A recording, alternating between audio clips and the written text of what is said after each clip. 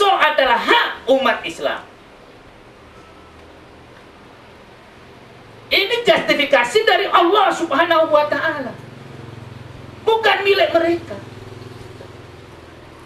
Sebagaimana yang tadi saya bacakan ayatnya, Subhanalladzi asra bi 'abdihi lailan minal masjidil haram ilal masjidil aqsa. Yang lain boleh bertempat tinggal di sana, tetapi tidak sebagai pemilik. Dan kita sebagai pemilik yang sah wajib melindungi mereka. Ini yang wajib melindungi mereka.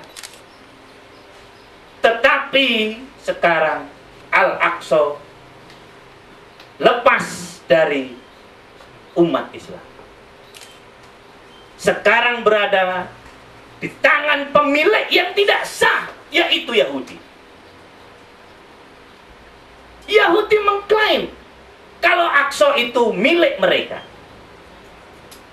Karena yang membangun Al-Aqsa menurut mereka adalah nenek moyang mereka, yang dimulai dari Abraham, yaitu Ibrahim, yang kemudian dilanjutkan oleh anaknya, yaitu Ishak, kemudian dilanjutkan lagi oleh anaknya, yaitu Yakub, kemudian terus lagi dilanjutkan oleh keturunannya, yaitu Sulaiman, Daud, kemudian Sulaiman, dan seterusnya. Itu adalah orang-orang Yahudi menurut mereka. Saya pernah berkunjung ke Hebron,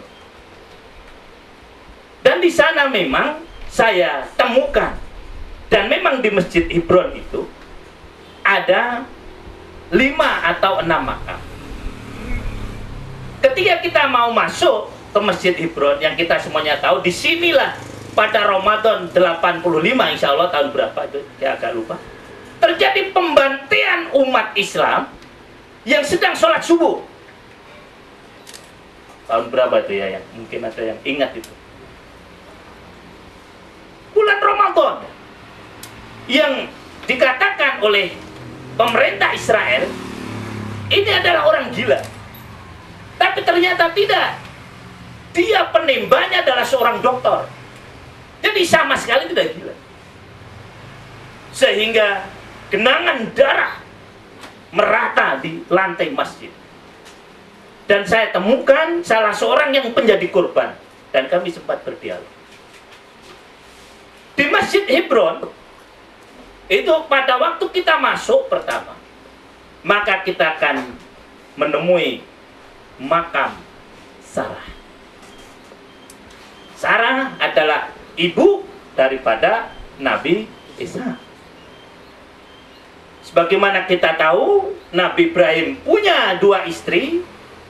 Istri yang tua, Sarah, tetapi beliau lama tidak memiliki anak.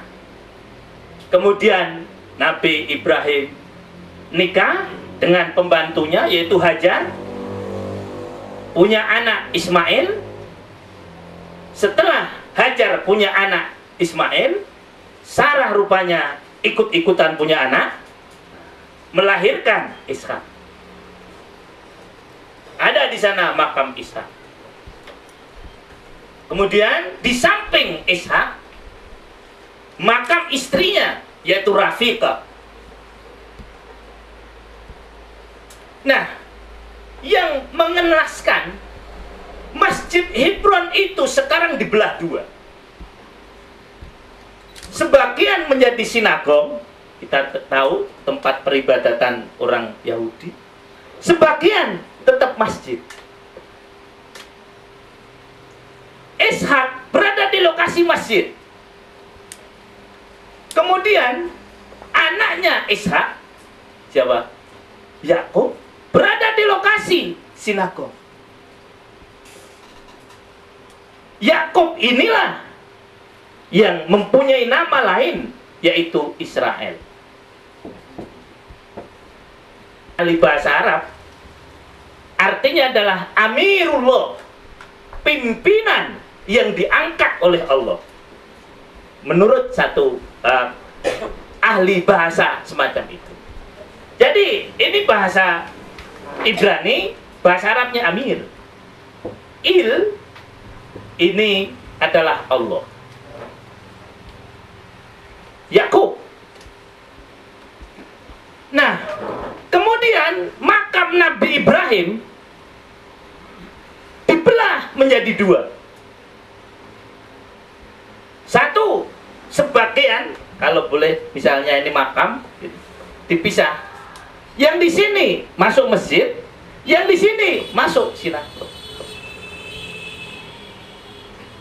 Dan ketika saya ke sana, memang terjadi dua peribadatan. Yang di sini menyanyi, membaca Mazmur atau Taurat, yang di sini sholat. Itu. Nah, orang Yahudi mengklaim ini adalah tanah saya. Masjid ini adalah masjid saya karena dibangun oleh nenek moyang saya yang beragama Yahudi. Bahkan mereka menyatakan di atas Masjid Al-Aqsa sekarang, di bawah Masjid Al-Aqsa sekarang, sebetulnya itu adalah seperti yang disinggung pada waktu saya ceramah di Medan, adalah Hekal Sulaiman. Ini semuanya pengakuan yang tidak benar. Nabi Ibrahim bukan Yahudi, apalagi nabi-nabi yang lain. Makanya dengan tegas Allah menyatakan, "Makana Ibrahimu Yahudian wala Nasranian walakin kana hanifan muslima wa ma kana minal musyrikin." Yahudi. Ibrahim adalah orang Islam. Yakub adalah orang Islam.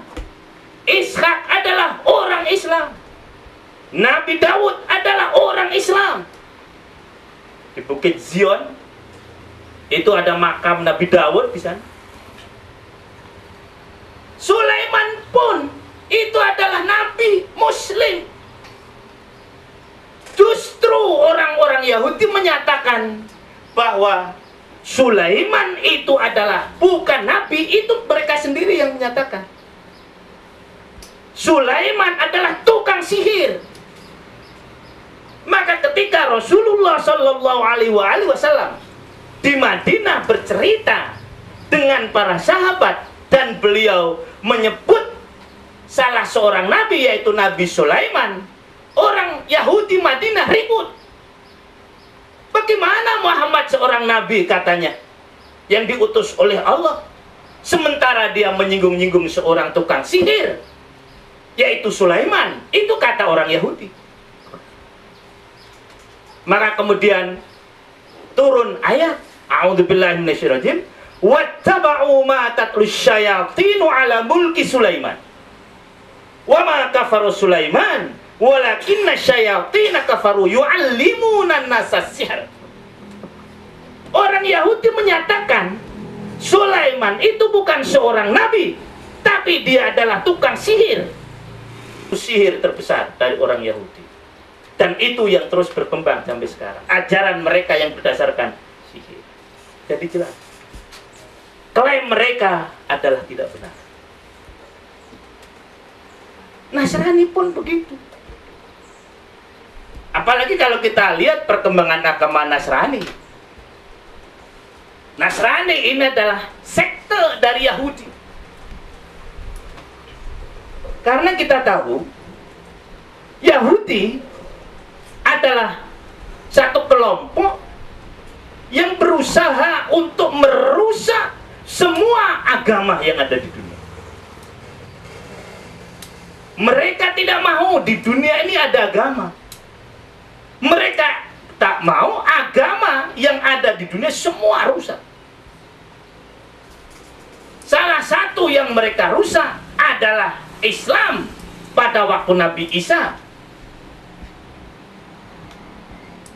Kemudian mereka menyatakan ada ajaran Isa yang mengaku dirinya sebagai Tuhan. Padahal Nabi Isa tidak pernah menyatakan dirinya sebagai Tuhan.